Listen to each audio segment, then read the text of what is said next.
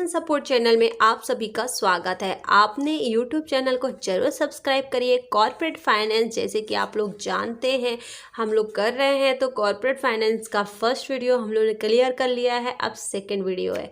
इस second video को भी लास्ट तक जरूर देखिएगा। पूरी अंडरस्टैंडिंग आपको हो जाएगी कि किस तरीके से कंपनी के अंदर कॉर्पोरेट सेक्टर में किस तरीके से फाइनेंस का मैनेजमेंट किया जाता है। आप उस फाइनेंशियल मैनेजमेंट का हम नेचर जानेंगे, उसके कुछ फीचर्स के बारे में जानने वाले हैं जो कि बहुत ही काम आएगा। और ये वीडियो बहुत ही अंडरस्टैंडिंग होगी इस वीडियो से आपको, ताकि फ्यूचर में अगर आप कॉर्पोरेट सेक्टर में जॉब करते हैं तो आपको इन चीज़ों के बारे में जानना बहुत ही इम्पॉर्टेंट रखता है। तो फंक्शंस की बात करें, अगर कुछ फंक्शंस की बात किया जाए तो फाइनेंशियल मैनेजमेंट में बेसिकली दो चीज़ें होती हैं। Deal with procurement of fund, मतलब क्या हुआ इसका, deal with procurement of fund. Procurement का मतलब होता है वसूली करके लेना।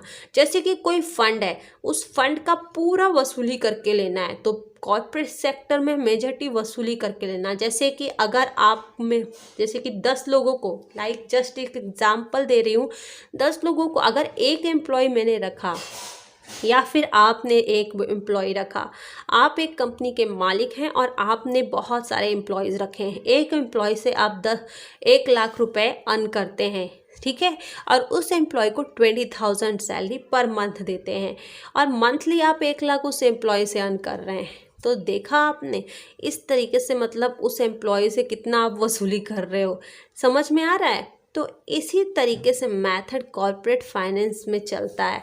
अब आप देखिए यहाँ पे कि फंड हो गया, दूसरी चीज़ देयर इफेक्टिव यूटिलाइजेशन, कि किस तरीके से आप उसका यूटिलाइज करेंगे, प्रॉपरली भरपूर उसका यूज़ करेंगे। द फर्स्ट बेसिक फंक्शन और एक्सपेक्ट फाइनेंशियल मैनेजमेंट का है वो है प्रोक्योरमेंट ऑफ फंड, कि किस तरीके से पैसे को हमें वसूली करना है, पूरा यूज़ करना है।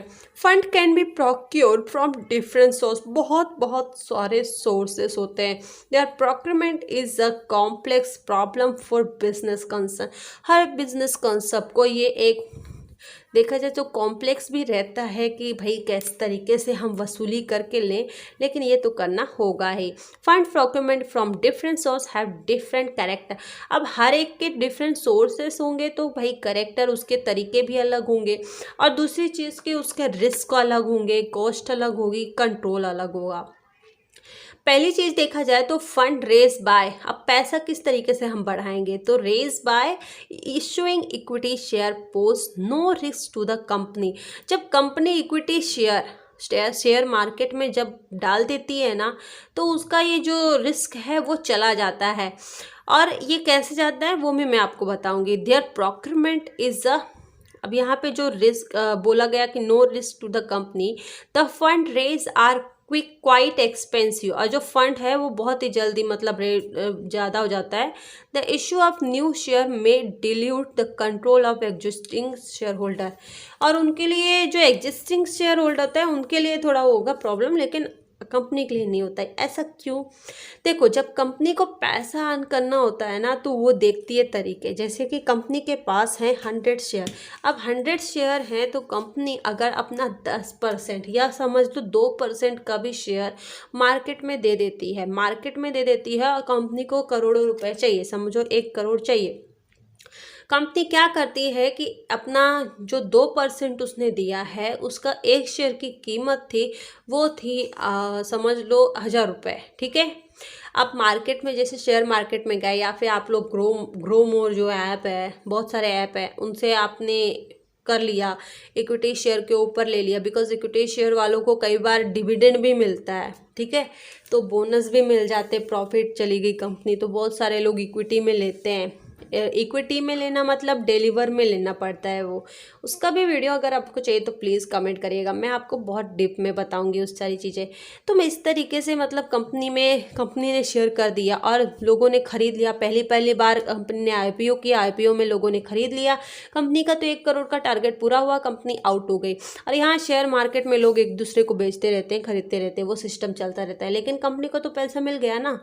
Debenture is relatively chapter source of fund, fund. अब यहाँ पे देखा जाए तो डिबेंचर भी बहुत बड़ा रोल प्ले करता है, बिकॉज कि इससे भी हम क्या करते हैं, पैसा लेते हैं, but involve high risk as they are to be repaid in accordance with term of agreement. Agreement के द्वारा लिखा रहता है कि भाई हम पैसा दे रहे हैं तेरे को, जैसे आपका फ्रेंड है आपको दे रहा है, आपको कंपनी वाले हो भाई, तो आपको दे रहा है तो वो भाई पैसा दे रहा है, लेकिन वापस आपको से लेगा वो। तो ये सारी चीज़ें चलती रहती है, और इंटरेस्ट भी देना पड़ेगा आपको अपने फ्रेंड का, क्योंकि उसने आपको पैसा दिया। जिस तरीके से बैंक से आप पैसा लेते हो ना, आप फिर देना पड़ता है इंटरेस्ट, वैसे ही अपने फ्रेंड को अगर ले रहे हो तो देना पड़ेगा, उसे डिबेंचर बोल देते हैं।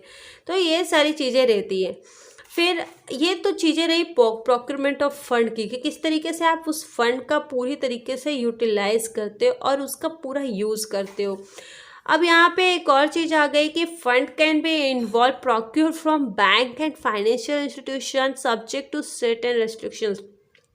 कि फंड जो होता है वो प्रोक्योर होता है बैंक के थ्रू भी, और फाइनेंशियल इंस्टीट्यूशन, जो भी फाइनेंशियल इंस्टीट्यूशन होते हैं वो लोग भी पूरा पैसे का वसूली करते हैं, और बैंक भी करता है। जैसे कि आप घर का लोन के लिए गए ना, और बैंक को बोला बैंक भाई मुझे तुम लोन दे दो, पहले तो बोलेगा भाई इनकम टैक्स का फाइल लगा, तू क्या काम करता है, तेरी सैलरी कितनी है, रिसिप्ट दिखा, जमा कर, बहुत सारे डॉक्यूमेंट मांगेगा।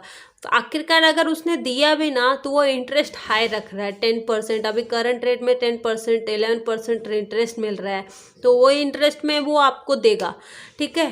तो इंटरेस्ट के साथ मतलब आप एक महीने 15 साल का बनाया तो भाई 15 साल तुम इंटरेस्ट भरो। तो इस तरीके से क्या हो रहा है, फंड की वो लोग वसूली करके ले रहे हैं, ठीक समझ में आ रहा है। ऐसे इंस्टीट्यूशंस होते हैं ना, वो लोग भी ऐसे ही करते हैं। और फिर दूसरी चीज़ है instrument like commercial paper, deep discount bond. ये पेपर्स क्या होते हैं, तो जैसे कि आप साइन कर दो तो ये कमर्शियल पेपर हो गया, जैसे बैंक साइन कर देती है कि इतना पैसा, तो फिर साइन करके दे दिया, तो ये कागज का पेपर, कागज का पैसा, ऐसा समझो। डिप डिस्काउंट बॉन्ड, ये सारी चीज़ें, इनसे भी पैसा बढ़ाया जा सकता है। दूसरी और भी चीज़ें हैं जैसे कि फॉरेन डायरेक्ट इन्वेस्टमेंट, जिसे एफडीआई कहते हैं, एफआईआई मतलब कि फॉरेन इंस्टीट्यूशनल इन्वेस्टर।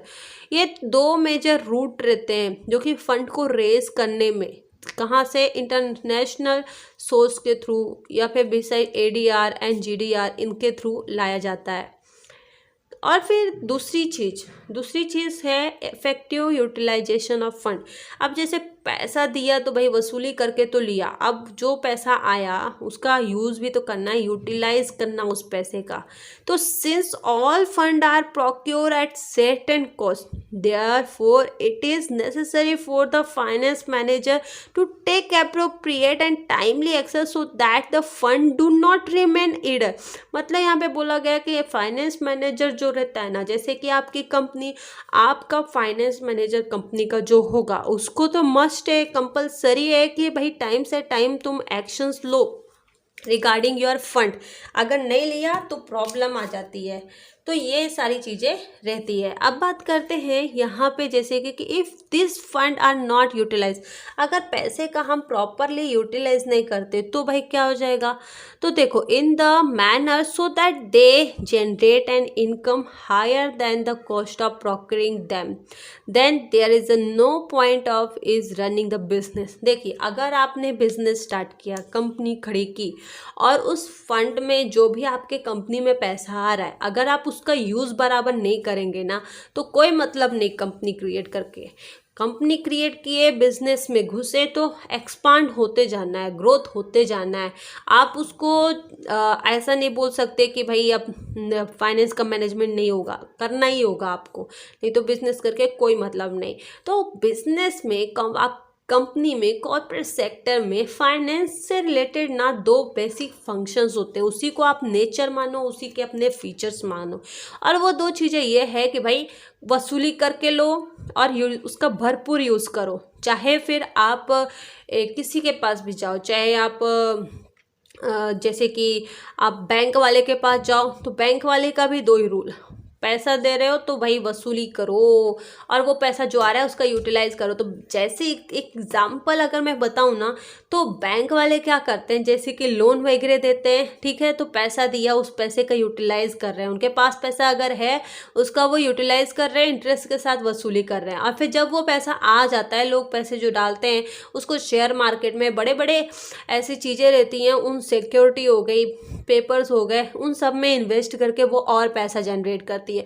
और पैसा आया बैंक के पास तो फिर वो और पब्लिक को लोन देती है, और फिर इस तरीके से वो आगे बढ़ती रहती है, ग्रोथ होता है। बहुत सारे लोग फिर वो क्या बोलते, निफ्टी, सेंसेक्स, इनमें आ जाती है, ठीक है। तो ये सारे प्रोसेस रहता है, तो ये मस्ट है कोई भी कंपनी के लिए। तो आज हमने जाना कॉर्पोरेट सेक्टर में फाइनेंशियल मैनेजमेंट में उसके बेसिक फंक्शन और नेचर, जिसमें कि प्रोक्योरमेंट ऑफ फंड और इफेक्टिव यूटिलाइजेशन होता है। आई होप कि ये बहुत ही ईजी गया होगा आपको अंडरस्टैंडिंग में। अगर डाउट है तो प्लीज़ कमेंट करिए। नेक्स्ट वीडियो में हम मैनेजर फंक्शन के बारे में जानेंगे।